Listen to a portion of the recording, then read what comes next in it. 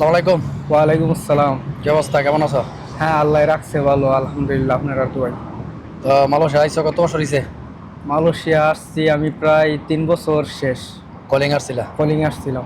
তো এখন কলিং আসার পরে কি অবস্থা, মালয়েশিয়া কেমন লাগে? কলিং এ আসার পরে তো খুব ভয়াবহ অবস্থা ছিল, কাজকর্ম পাইছিলাম না, অনেক ঝামেলাতে ছিলাম। তারপর আল্লাহ কাজকর্ম মিলাইছে, ধীরস্থিরে আল্লাহ দিলে করতাছি। কিন্তু বর্তমানে মালয়েশিয়ার অবস্থা এক হিসাবে খারাপই, ভালো না, এটাই আর কি।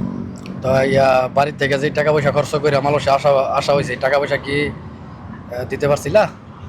মালয়েশিয়া আমি যে টাকা দিয়ে আসছি ওই টাকা অলরেডি উঠানো হয়েছে। কিন্তু উঠানো হয়েছে বলতে গেলে তো বহুত পরিশ্রম। প্রবাস জীবনটা খুবই পরিশ্রম, আপনারা জানেন, অনেকেই জানেন। বিদেশ টাকা কামাই করা প্রচুর পরিশ্রম, কিন্তু আল্লাহর রহমতে আপনার দোয়াই টাকা উঠছে। টাকা উঠছে, উঠার পরেও আল্লাহ দিলে কাজকর্ম করতাছি, আল্লাহ দিলে পাইতাছি।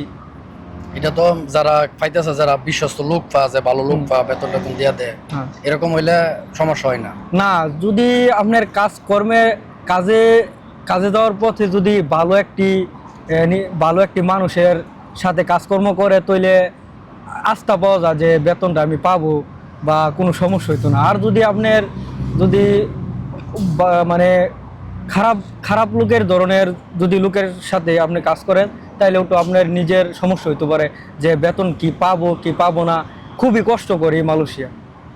আর মালয়েশিয়াতে একটা জিনিস সত্য, যে যারাই পরিশ্রম করতে পারে তারাই টাকা পয়সা ইনকাম করতে পারে। এইটা আপনি বড় ভাই ঠিক কথা বলছেন। মালয়েশিয়া পরিশ্রম করতে হইব, এক কথায় উত্তর। আপনি মালয়েশিয়া যত পরিশ্রম করতে পারবেন ততই আপনাকে দাম দিবে সবাই। যদি পরিশ্রম না করেন তো কেউই আপনাকে দেখতে পারবে না। তো এটা যারা বাংলাদেশ থেকে আসতেছে তাদের জন্য তো মেসেজটা এটা। আমি বাংলাদেশের উদ্দেশ্যে একটাই বলতে চাই, একটা কথাই বলতে চাই, যারা মালয়েশিয়া আসবেন অবশ্যই কাজকর্ম শিখে আসবেন। যে কোনো কাজ, যেমন অনেক ধরনের কাজ আছে, যদি কাজ শিখে আসতে পারেন মালয়েশিয়া আপনার জন্য ভালো হবে। আর যদি কাজ না শিখে আসেন তাহলে আপনার জন্য বহুতই কষ্ট হবে, অনেক কষ্ট করবে। কাজ শিখে আসলে একটু বেতনটা ভালো পাওয়া যায়। হ্যাঁ, এটা আপনি বড় ভাই ঠিক কইছেন। যদি কাজকর্ম যদি শিক্ষা আসতে পারে বাংলাদেশেতে, তাহলে মালয়েশিয়া উনি যে কোনো কাজেই ঢুকবো, ওনার লাগি সেনাং হইব এবং বেতনও ভালো আসবে। হুম।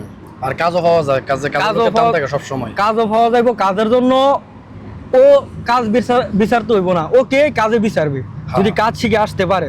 আর যদি কাজ না শিখে আসে তাহলে কেউই তাকে পছন্দ করবে না। যাক, বাড়ির সবাই ভালো আছে তো না? ইনশাল্লাহ, আল্লাহ দিলে আপনারা দোয়া, এবারে সবাই ভালোই আছে। আচ্ছা, যাক, তাহলে আজকের মতো এখানে আলহামদুলিল্লাহ। আসসালামু আলাইকুম।